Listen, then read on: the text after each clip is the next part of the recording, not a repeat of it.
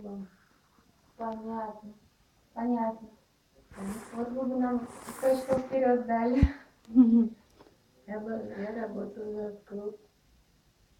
Всех артистов знаю. А где работали? Я в Калининграде работал, в Германии. О, Да. а сами отсюда? Сама я Мучкавская. Ну, это где-то рядом, да, здесь? 25 километров. А, 25 километров. а как же вы попали в Калининград? Замуж вышла? Нет, не замуж вышла. Ну, было объявление после того, как взяли Калининград, Книжберг. Угу. Ну, заселять его надо. Ну да. Земля теперь наша. Завоевали. Кровью полетела наша земля. Ну вот, предложили. Но мне интересно было. Ведь это Германия, не Мучкав. Мгм. Сел, поехал. По молодости, по глупости. Приехала. Дай квартирку. Стал работать завклубом. Но до того у меня был клуб примитивный, что я с ним намучилась зря. Мгм. Вот. Война. Напротив нашей квартиры стояла пушка громадная, громадная. То ли там еще был заряд, то ли не было. Ребятишки там прыгали, что вот туда пхали. Я боялась, гнала их. Ну, ребятишку сгонишь, не сгонишь. Перед нашим отъездом оттуда ее распилили, везли. А то все время там 5 лет мы жили, 5 лет она там стояла. Ну вот, пришла я в сельский клуб на сельском бюджете,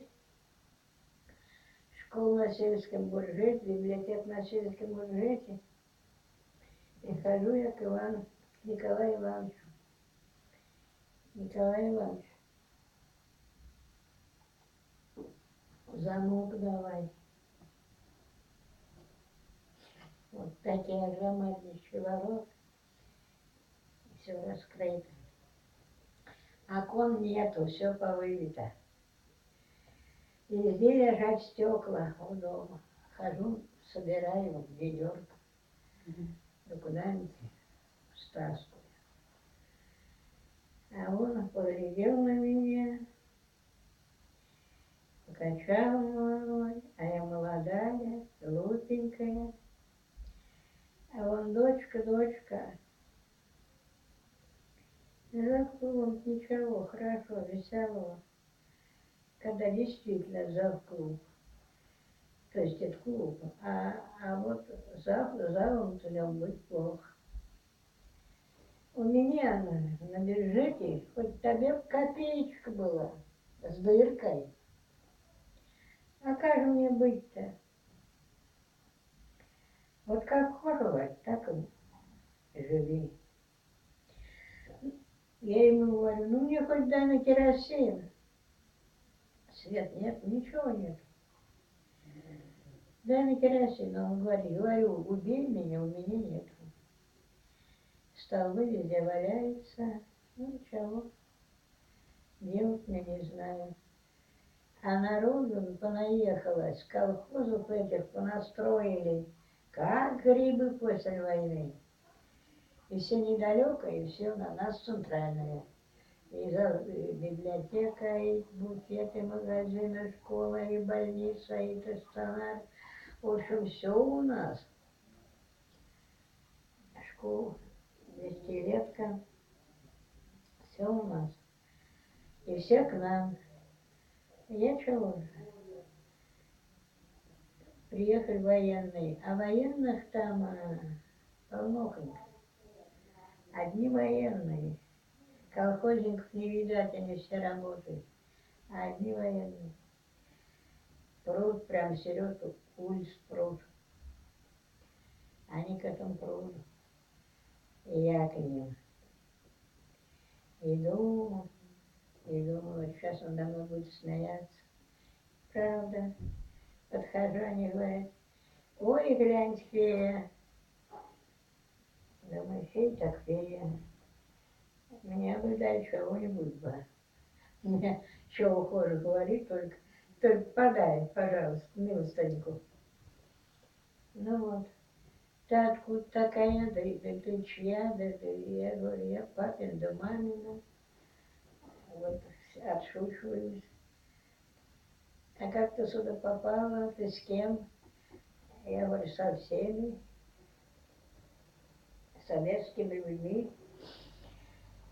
Так, ну, а зачем к нам пожаловала? Это солдат спрашивает, а начальник глядит. А я подхожу к нему, к этому, к начальнику. А тогда кубики были, не звездочки были, Мгм. а тогда были кубики. Я их не знаю, звания какой не знаю. Схожу, гляжу на эти кубики. Сказать ничего не знаю. Говорю, начальник,